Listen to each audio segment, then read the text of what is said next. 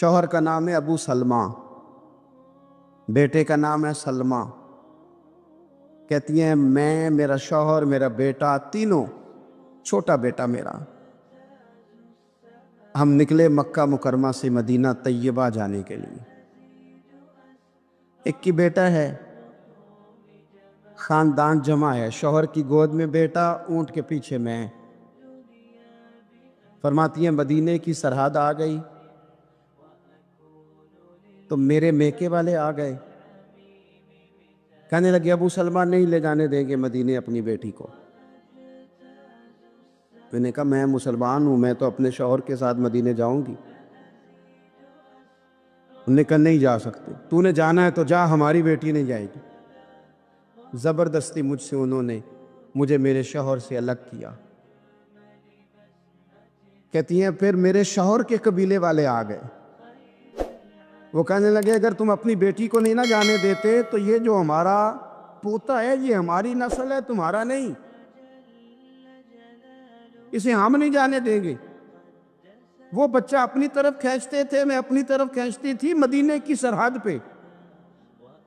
یہ جھگڑا زمین کے لیے نہیں ہو رہا، مکان کے لیے نہیں ہو رہا، حضور کے مدینے جانے کے لیے ہو رہا، حضور کے مدینے جانے کے لیے ہو رہا، مدینے جانے کے لیے ہو رہا۔ لنگ کئی مہینے تے برس گئے تے تیری دید نو دیدے ہی ترس گئے۔ انہوں نے بچہ کھینچا، میں نے اپنی طرف کھینچا، میرے بچے کا بازو اتر گیا۔ فرماتی ہیں میرے شوہر مدینے چلے گئے، بیٹا میرا میرے سسرال والے لے گئے، مجھے میکے والے لے گئے۔ آج بھی کچھ سیانے بندے کہتے ہیں اس کو نکال دو اور بچے چھین لو۔ ان کا بھی خیال تھا کہ بیٹا لے جائیں گے نا تو ابو سلمہ بھی مدینے سے واپس آ جائے گا، یہ بھی واپس آ جائے گا۔ اور یار اتنا بڑا بھی ظالم کوئی نہیں ہوگا جو ماں باپ سے بچے جدا کرے۔ فرماتی ہیں کہ وہ لے گئے چھین کے، میں میکے چلی گئی، لوگ روٹی کھاتے تھے، میرے حلق سے نہیں گزرتی تھی۔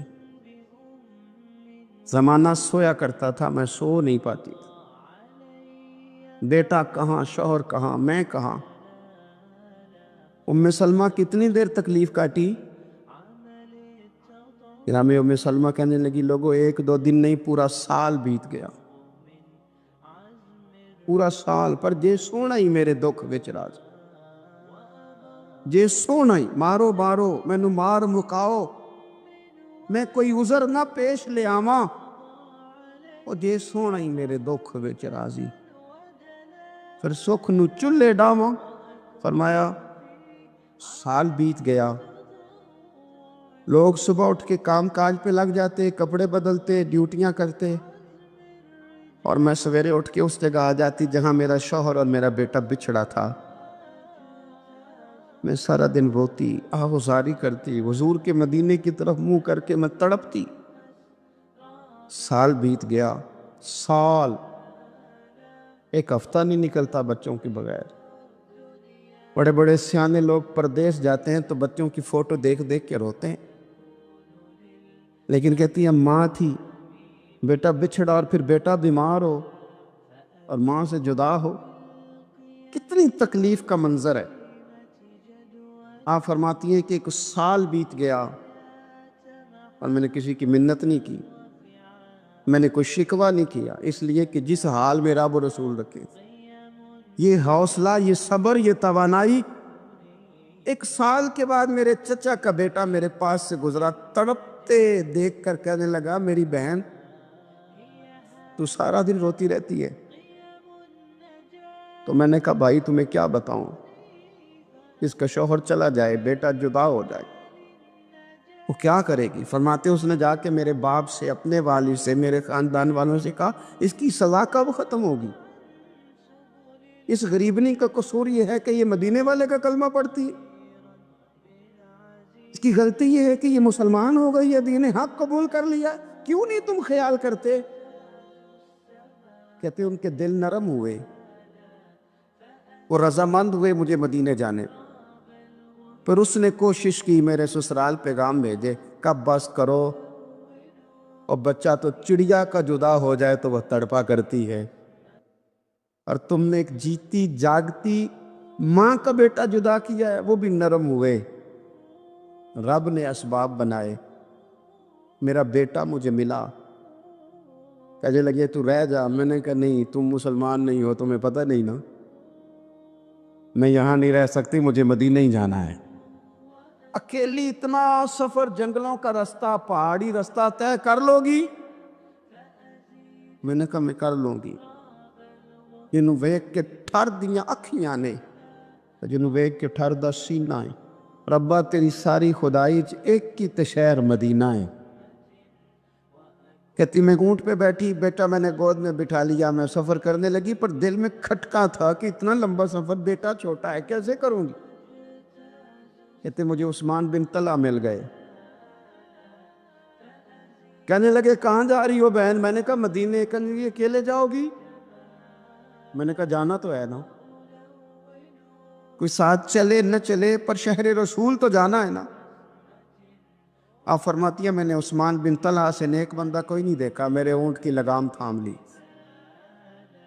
جب مجھے اونٹ پہ بٹھاتے تھے نا، اونٹ بٹھا کے چلے جاتے تھے، میں بیٹھ جاتی تھی تو آ کے لگام تھامتے تھے. جب کہیں مجھے اتارتے تھے تو اونٹ بٹھا کے چلے جاتے تھے، میں اتر جاتی تھی تو اونٹ کو باندھتے تھے. سونا ہوتا تھا تو اونٹ بٹھا دیتے، میں اتر جاتی، وہ دور جا کے لیٹ جاتے. فرماتی تھی پھر میرے لیے میرے رب نے اسباب پیدا کی اور میں مدینہ پہنچی. میں شوہر سے ملی، اور لوگوں میرے نصیب دیکھو، میں رہنے کہاں لگی؟ حضور کے مدینے میں، شہر رسول میں، شہر رہ پائے نظر ہوش میں آ، یہ کوہ نبی ہے. میں حضور کے حرم کی زمین اور قدم رکھ کے چلنا. ارے سر کا موقع ہے او جانے والے، مدینے کے خطے خدا تجھ کو رکھے، غریبوں فقیروں کے ٹھہرانے والے. کہتے ہیں میں وہاں بسنے لگی. آپ فرماتی ہیں مسلمانوں، شاید مجھ سے زیادہ تکلیف کسی نے نہ سہی ہو، پر دیکھو 1 سال پورا میں تکلیف میں رہی، اور جب میرا صبر سال کو پہنچا، صبر کی عمر 1 سال ہوئی، تو پھر رب نے بندوبست کیا. پھر میرے گھر والے بھی نرم ہو گئے، سسرال والے بھی نرم ہو گئے. رب نے میرے آنے جانے کے لیے ایک بندے کا بندوبست بھی فرما دیا. پھر میرا شوہر تک بھی میں پہنچ گئی، مجھے مدینہ الرسول بھی نصیب ہوا. 1 سال میں نے صبر کیا تھا، رب نے مجھے مستقل مدینے کا ٹھکانہ عطا فرما دیا. لیکن جو بندہ صبر ہی نہ کر پائے، جو صبر ہی نہ، جو کہ جی بڑی دور سے آیا ہوں، بڑی دیر ہو گئی، بڑا ٹائم ہو گیا، کب جا کے مسئلہ حل ہوگا؟ وہ جو آپ نے بتایا تھا وہ تعویذ کب اثر کرے گا؟ وہ دعا کب قبول ہوگی؟ وہ فلانا معاملہ کب؟ بھئی یہ ڈیٹ تو آپ کو رب رسول ہی دے سکتے. بندہ تو کوئی اطلاع ہی دے گا، پیغام ہی دے گا، دعا ہی کرے گا. اگر زندگی میں حوصلہ ہی نہیں ہوگا، اگر آپ کو یہ قرار ہی نہیں آئے گا، ٹھہرنا ہی نہیں آئے گا کسی میدان میں. دیکھیں کچھ ایسی اذیتیں ہوتی ہیں جو اذیت ناک ہوتی ہیں، لیکن اگر غلامی میں آ جائے نا آپ تو وہ اذیت ناک نہیں ہوتی، اس چبن میں مزہ آنے لگتا ہے. کئی درد بھی مزیدار ہوتے ہیں، کئی درد بھی، کبھی زخم ٹھیک ہونے پہ آ جائے نا تو اسے چھیڑو تو مزہ آتا ہے، اس لیے کہ کچھ درد بھی مزیدار ہوتے ہیں. آتش سے کسی نے کہا تو روتا بڑا ہے، اس نے کہا محبوب کی یاد میں تڑپتا ہوں، ابھی تو ایک دل ہے، میں نے تو خواہش تھی کبھی 2 ہوتے نا تو صحیح کر کے تڑپتا. رب نے دل ایک بنایا، کہتا وہ مزہ دیا ہے تڑپنے کہ میری آرزو ہے یا رب میرے دونوں پہلوؤں میں دل بے قرار ہوتا. درد میں بھی مزہ ہے، پر شرط یہ ہے کہ لوگ درد میں بھی جینا سیکھیں. ہم نہ آرام میں جینا چاہتے ہیں، پنکھے کے نیچے جینا چاہتے ہیں. کاش کہ ہمیں صحرا میں بھی نیند کا مزہ لینے کا طریقہ آئے پھر زندگی کے سارے راستے آسان ہیں، پھر ایک راہ بھی مشکل نہیں. لیکن چونکہ حوصلہ نہیں، صبر نہیں، وہ والا قرار نہیں جو ایک مسلمان سے رب رسول کا مطالبہ ہے. حدیبیہ کے موقع پہ نا نبی پاک صلی اللہ علیہ وسلم نے جو شرطیں کافروں کے ساتھ طے کی تھی نا، حضور نے نور بصیرت سے کی تھی نا، تو انہی شرطوں نے پھر فتح کے باب کھول دی. ان فتحنا لک فتحا مبینا. ایک شرط یہ تھی کہ اگر کوئی مسلمان مدینے سے مکے آئے گا تو مکے والے واپس نہیں کریں گے، رکھ لیں گے. پھر غور کریں، کوئی مسلمان اگر مدینے سے مکے آئے گا تو مکے والے واپس نہیں کریں گے، اور اگر کوئی بندہ مسلمان اپنے آقا کی مرضی کے بغیر مسلمان ہو جائے اور وہاں سے وہ مدینے آئے گا تو حضور پناہ نہیں دیں گے. تو میرے بھائی، محبوب کی طرف سے آنے والا نہ صرف سوکھ ہی نہیں قبول کرنا چاہیے، دکھ بھی قبول کرنا چاہیے، دکھ بھی قبول کرنا چاہیے. ہمارا یہ مسئلہ ہے کہ ہم نہ میٹھی میٹھی کے قائل ہیں، کڑوی کڑوی کے قائل نہیں. اگر وہ کبھی دکھ دینا تو محبوب کا دکھ بھی سکھ سمجھ کے قبول کرو. ہاں اس کی طرف سے کانٹا ہے کبھی تو اسے پھول سمجھ کے قبول کرو. وہ چبھے گا نہیں، انشاءاللہ مزہ ہی دے گا. وہ قبول تو کرو نا. تو اب حضرت ابو بصیر رضی اللہ تعالیٰ عنہ ایک صحابی تھے، ایک تو حضرت ابو جندل رضی اللہ تعالیٰ عنہ تھے نا، تو وہ تو حدیبیہ میں آ گئے. حضور مجھے لے جائیں، تو نبی پاک نے فرمایا میں نے وعدہ کر لیا ہے. ان کو بھی حضور نے واپس بھیج دیا. اور یہ بیچارے نا اپنے آقا کی جیل توڑ کے مکے سے بھاگ کے مدینے آئے. یا رسول اللہ مجھے قبول کر لے، میں بھاگ آیا ہوں، وہ بڑا ظلم کرتے ہیں، مارتے ہیں، تکلیف دیتے ہیں. وہ آئے تو ادھر سے نا اس کے مالک نے ایک دو بندے بھی بھیج دیے رکا دے کے کہ یا رسول اللہ آپ کا تو وعدہ تھا کہ آپ بندہ رکھیں گے نہیں. یہ آئے اور رکا بھی آ گیا. اب ذرا منظر کو سمجھیں. ہمارا تو یہ مسئلہ ہے کہ کہتے ہیں کہ میری 99 باتیں مانی ہیں، ایک نہیں مانی، لہذا میرا تعلق ہی کوئی نہیں. لیکن یہاں کیا کیفیت ہے؟ بندہ رو رہا ہے، تڑپ رہا ہے، حضور میں مار سے بچتا ہوا آیا ہوں، جیل توڑ کے آیا ہوں، مجھے قبول کر لیں. ادھر رکا آ گیا کہ آپ کا وعدہ تھا رکھیں گے نہیں. اب یہ کتنا مشکل مسئلہ ہے. لیکن رسول پاک علیہ السلام نے فرمایا ابو بصیر میں نے وعدہ کیا یار تجھے واپس جانا پڑے گا. اوئے ہوئے ہوئے. لوگ تو کہتے ہیں نا کہ وہ پیر صاحب نے کہا تھا تو میرا کام نہیں ہوا، لہذا میری بیعت ہی گئی، چھٹی ہو گئی. ماحول ہی بڑا عجیب ہے. حضور نے فرمایا واپس جا، لیکن جے کر یار دے نام دا ملے مینا. پھر انہوں چولی پا لئیے مینے نو، پنجے سٹیے نا. جے کر یار دے نام دا سامنے والے نے تانا سمجھ کے دیا تھا، پر یار کے نام کا تھا نا. اس نے کہا لا صحیح، سونے کے نام کا ہے نا. تانا ہوا تو کیا ہوا. جے کر یار دے نام دا ملے مینا، انہوں چولی پا لئیے پنجے سٹیے نا. جے کر یار دے نام دی ملے سولی، پھر جھوٹا جھوٹ لئیے تے پیچھے ہٹیے نا. جھوٹا جھوٹ لئیے. اب لکھنے والے کا بھی اپنا انداز ہے نا، کہتا ہے یہ بھی میرے لیے جھولا ہی ہے، یہ بھی آرام کی جگہ ہی ہے. جھوٹا جھوٹ لئیے تے پیچھے ہٹیے نا. حضرت ابو بصیر رضی اللہ تعالیٰ عنہ سے حضور نے فرمایا واپس جانا ہے. کہ سونیا ٹھیک ہے، کوئی شکوہ نہیں، کوئی گلہ نہیں، یہ بھی میرے محبوب کا حکم ہی ہے. اور کیا بات ہے، میرے نبی وعدوں کے پکے ہیں. کیا بات ہے، حضور نے جو کہا کر کے دکھایا. کہتے ہیں میں واپس جا رہا تھا، ایک دو بندے ساتھ تھے. جب مدینے کی حد گزر گئی نا، حضور نے تو کہا تھا نا مدینے میں پناہ نہیں دینی، تو میں نے اس سے کہا یار تلوار بڑی سونی ہے، ذرا دکھانا. اس نے دکھائی تو ایک کی میں نے گردن کاٹ دی، دوسرا ویسے ہی بھاگ گیا. اور بھاگ کے حضور کے پاس آئے جو اس نے تو مار دیا. تو سرکار فرمانے لگے میں نے تو وعدہ پورا کیا تھا نا، تم سے نہیں سنبھالا گیا تو معاملہ تمہارا ہے. اب حضرت ابو بصیر رضی اللہ تعالیٰ عنہ واپس آئے. عرض کی حضور اب میرے لیے کیا حکم ہے؟ حضور نے فرمایا میاں حکم وہی ہے، مدینے میں ہم نہیں رکھ سکتے. تو مدینے میں صحابہ تھے نا، حضور کی باتوں سے خوشبو لیتے تھے، مدینے میں نہیں رکھ سکتے۔ حضرت ابو بصیر کہتے ہیں میں مدینے کی سرحد سے نکل گیا، اس جگہ چلا گیا جو نہ مکے کی ریاست میں تھا نہ مدینے کی۔ ایک مقام ایس تھا جہاں میٹھے پانی کے کنویں تھے، وہاں رہنے لگا۔ حضرت ابو جندل کو پتہ چلا کہ ایک نیا ٹھکانہ بن گیا، وہ بھی جیل توڑ کے آ گئے، 70 بندے آ گئے۔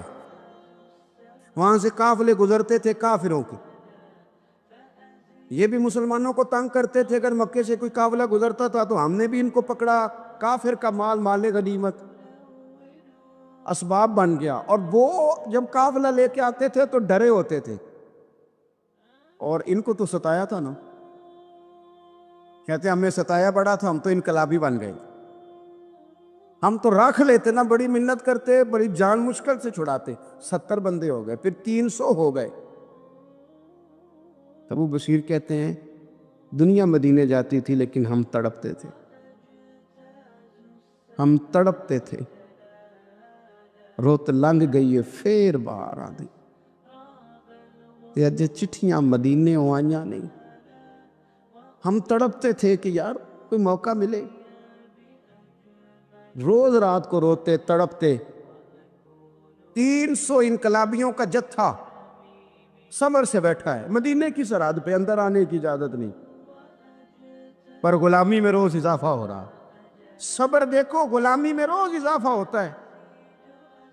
تنگ آ گئے کافر، پہلے بڑی ڈینگیں مارتے تھے کہ دیکھو ہم نے کیسی شرط منوائی ہے، کیسی شرط منوائی ہے کہ ان کا بندہ آئے گا تو ہم واپس نہیں کریں گے، ہمارا جائے گا تو انہیں کرنا پڑے گا۔ پھر اتنے تنگ آئے کہ خود آ کے کہنے لگے حضور مہربانی کریں، یہ شرط تو ختم کرے گا، اور ان 300 کو تو مدینے بلائیں، مہربانی فرمائیں۔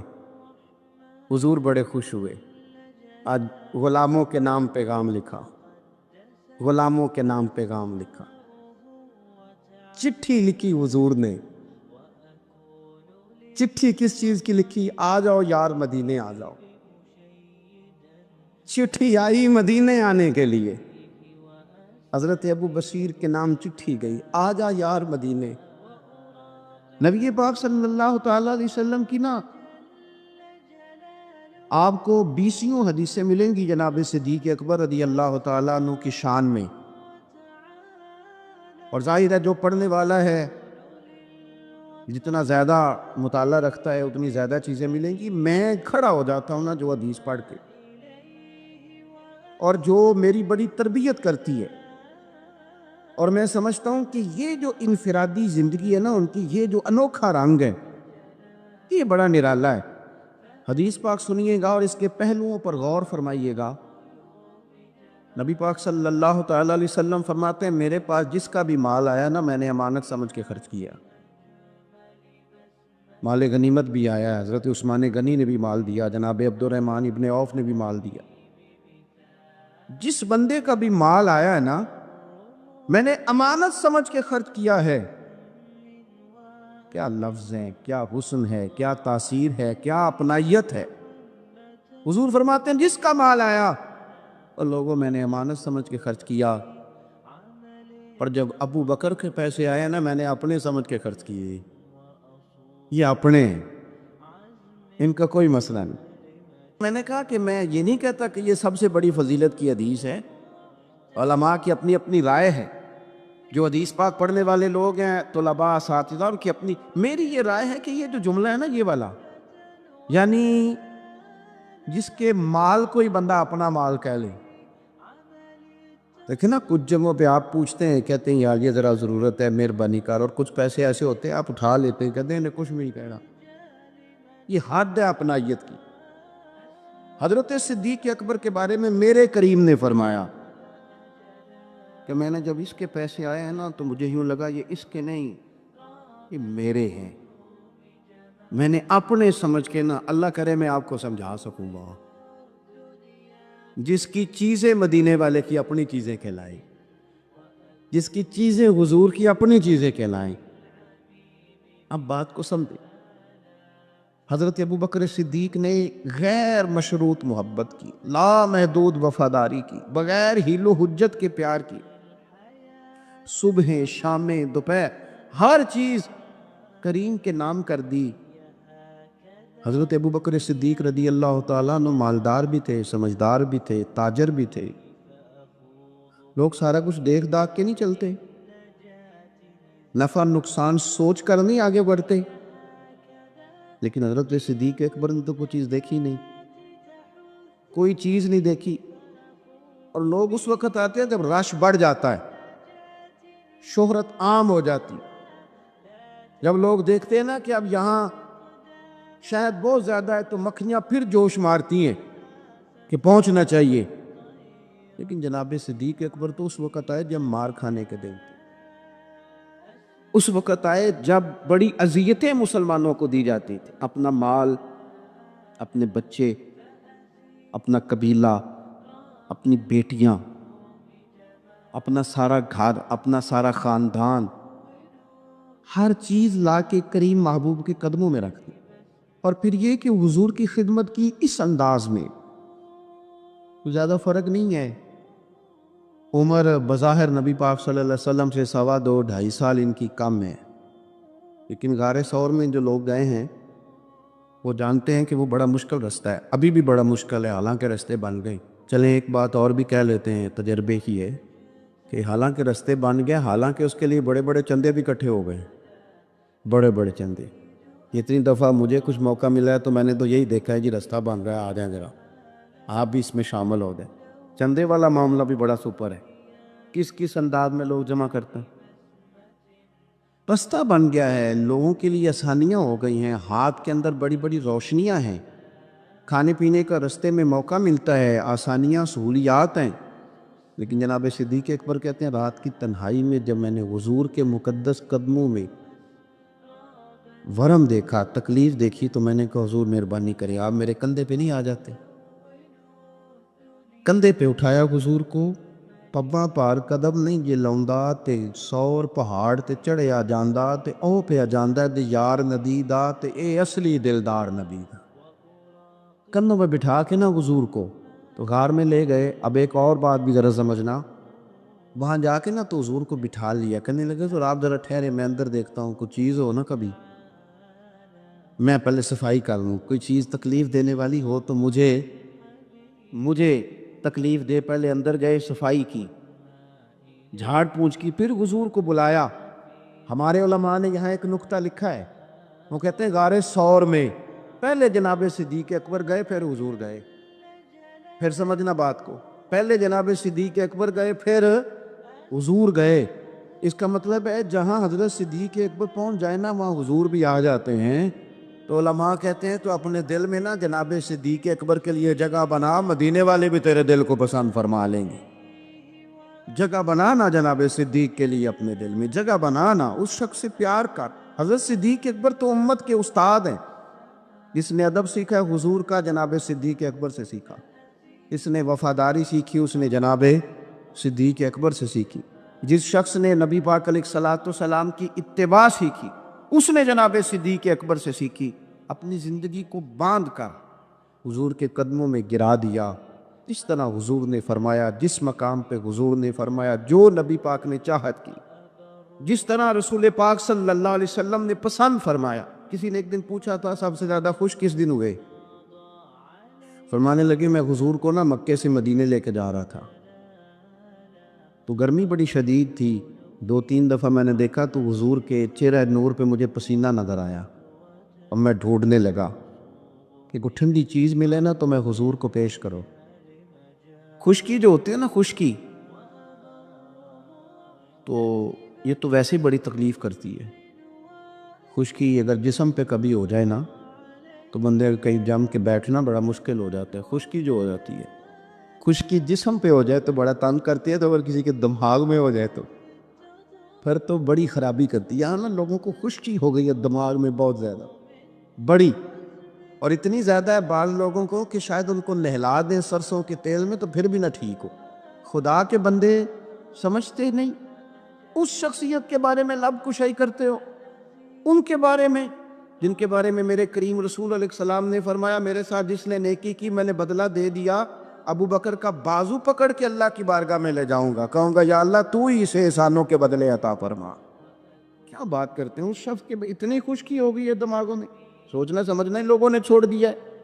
حضرت سیدنا ابو بکر صدیق کہتے ہیں میں دیکھ رہا تھا گرمی بڑی شدید ہے، لوگ کہتے ہیں جی آپ حدیث پاک بیان کریں، آپ ان کا کوئی کلام سنائیں، تو میں کہا کرتا ہوں ذات سے پیار نہ ہو تو بات سے بھی نہیں ہوتا، پہلے ذات سے پیار کر لو پھر ان کی بات سے بھی پیار۔ یہ دیکھو نا جناب صدیق اکبر رضی اللہ تعالیٰ عنہ تبلیغ نہیں کر رہے، اس وقت وہ دعوت دین نہیں دے رہے، بتا کیا رہے ہیں؟ اتنا بار بار چہرہ دیکھتا تو حضور سید عالم صلی اللہ تعالیٰ علیہ وسلم کو نا پسینہ مبارک آ رہا تھا، تو میں کوئی چھاؤں ڈھونڈنے لگا، ایک جگہ میں نے دیکھا ایک ڈھلان ہے پہاڑ کی، اس کے نیچے کچھ جگہ تھی، میں نے جا کے جلدی سے صاف کی، میں نے وہاں کچھ چیز بچھائی، ایک روایت ہے چمڑے کا بستر بچھایا، اور ایک میں آتا ہے کہ اپنی چادر اتار کے بچھائی، امامہ کھول کے بچھایا، کریم محبوب صلی اللہ تعالیٰ علیہ وسلم کو وہاں لٹایا، کہتے اب میں ڈھونڈنے لگا کوئی ٹھنڈی چیز مل جائے نا۔